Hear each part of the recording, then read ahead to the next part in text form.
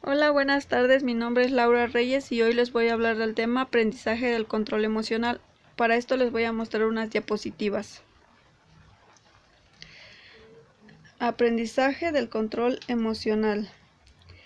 Es una habilidad muy compleja y complicada de aprender debido a que los seres humanos somos emocionales por naturaleza, es decir, que reaccionamos a nuestras propias emociones de forma inmediata, pero no significa que sea una misión imposible o que se encuentre totalmente fuera de nuestro alcance. Debemos mencionar que el saber utilizar el control emocional confiere poder al ser humano, el poder de saber identificar nuestras emociones, el saber la razón por la cual experimentamos esas emociones y también aprender a leer las emociones de las demás personas.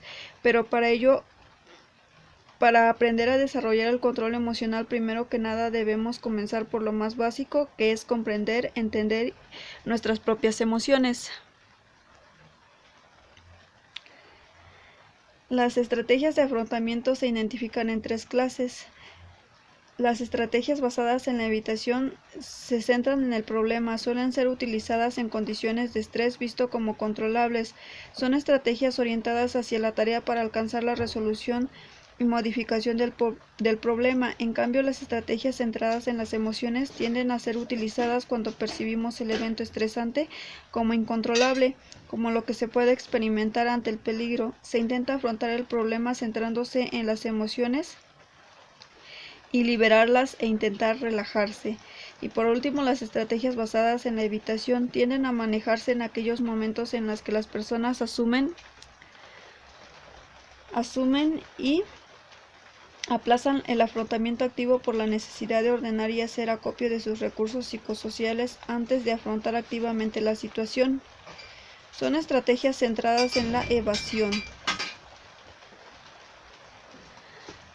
Técnicas para el aprendizaje emocional. Es la habilidad para desarrollar la inteligencia emocional, pensamientos positivos. Para trabajar el estrés es realmente útil la generación de frases positivas tales como solo estoy ansioso de enfrentarme a esa situación. Preocuparme no servirá de nada. Después me sentiré mejor, aunque lo estoy pasando, no me gusta, debo intentar controlarme. La repetición de estas frases permitirán que el estado de ánimo en el que nos encontramos desaparezca. La visualización es la habilidad denominada y es una técnica muy efectiva para mejorar nuestra autoimagen. Esta consiste en relajarnos e imaginarnos de manera intensa diferentes escenas de la vida de manera más vívida y real posible, intentando incorporar el mayor número de detalles. Este tipo de técnicas para aumentar la inteligencia emocional no solo es útil para la resolución de estrés, sino que también se utiliza para tratar determinadas fobias. El autocontrol se ha comprobado que pensamientos negativos generan emociones negativas. El autocontrol está muy ligado con lo que se le denomina la detención del pensamiento para pasar de un pensamiento negativo a un pensamiento positivo. Detectar cuáles son mis pensamientos obsesivos, interrumpir los pensamientos obsesivos mediante ayuda externa, interrumpir los pensamientos obsesivos sin ayuda externa, situación del pensamiento obsesivo por un punto positivo. Reestructuración cognitiva. La idea principal de esta habilidad es demostrar que no solo las situaciones las que generan directamente nuestras emociones o determinan nuestros comportamientos, sino las interpretaciones que hacemos de esas situaciones.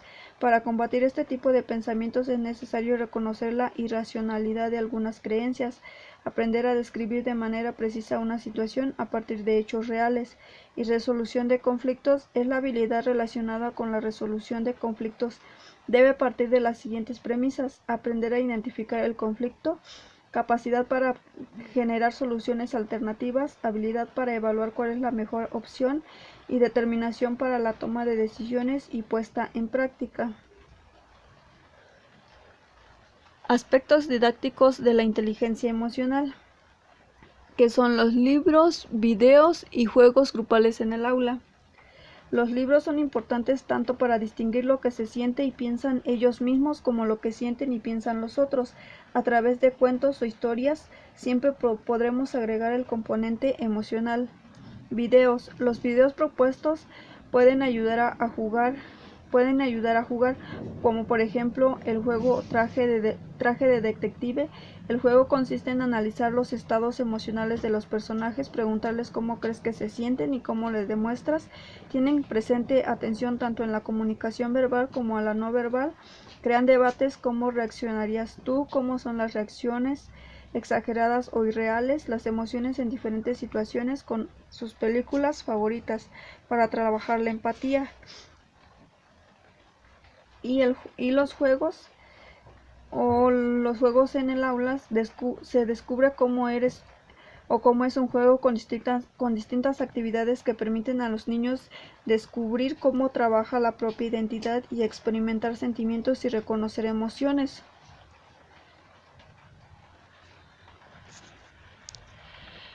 La educación emocional en el currículum escolar.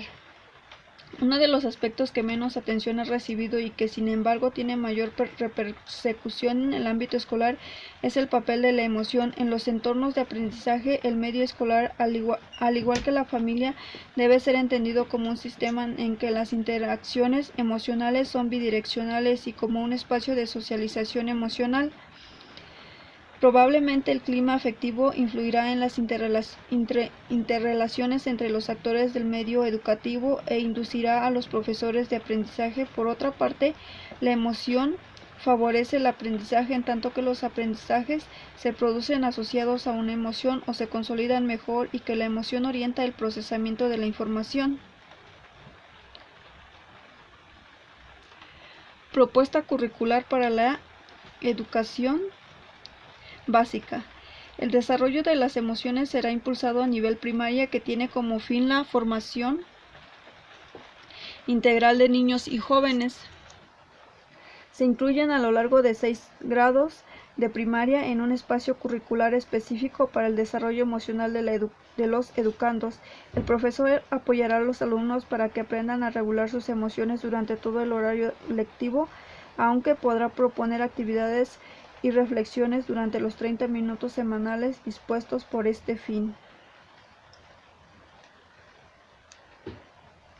Metodología de trabajo en grupos y secuencias didácticas. Las secuencias didácticas son un conjunto de actividades ordenadas, estructuradas y articuladas para la consecución de unos objetos educativos. Están organizadas en 3 grandes bloques, que es apertura, desarrollo y cierre. La apertura son aquellas a partir de las cuales es posible identificar y recuperar las experiencias, los saberes, las preconcepciones y los conocimientos previos de los alumnos. A partir de tal identificación y recuperación de realización las actividades de desarrollo. La actividad de desarrollo son aquellas mediante las cuales se introducen nuevos conocimientos científicos técnicos para relacionarlos con los identificados y recuperarlos en las actividades de apertura. Y el cierre son aquellas que permiten a los estudiantes hacer una síntesis de la actividad de apertura y desarrollo.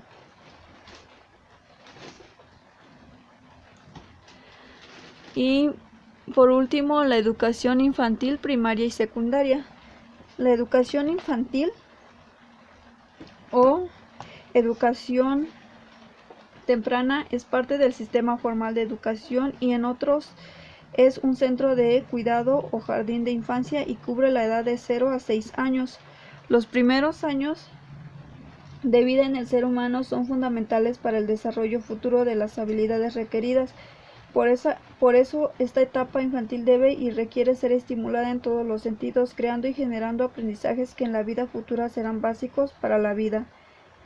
La educación inicial es la educación que el niño recibe en sus primeros años de vida, de 0 a 6. Esta es una etapa muy importante en el desarrollo del niño, ya que se influencia el desarrollo de habilidades físicas y psicológicas, fomenta su creatividad, se le enseña a ser autónomo y auténtico, aspectos que servirán para abrirse en el mundo por sí solo. La educación primaria es la que se asegura la correcta alfabetización, es decir, que enseña a leer, escribir, cálculo básico y algunos de los conceptos culturales considerados imprescindibles, denominadas competencias básicas y competencias claves.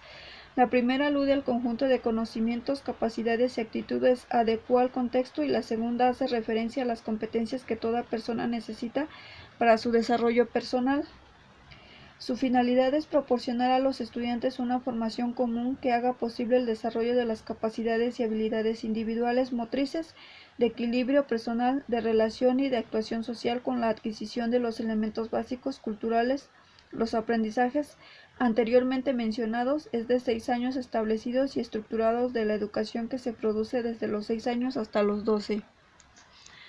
Y la educación básica y la educación secundaria es la educación formal posterior a la enseñanza primaria.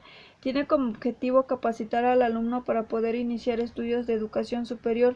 Tras la finalización de la educación secundaria, es usual optar por el mundo laboral, por una formación profesional o por estudiar en la universidad. La educación secundaria puede ser común para todos los alumnos o diversificada en vías formativas según las salidas posteriores. Las modalidades a la vez pueden tener diversas especializaciones y orientaciones que permiten formarse en temas específicos. Y bien, hasta aquí serían el tema, el aprendizaje del control emocional. Espero que haya sido de su agrado y gracias por su atención.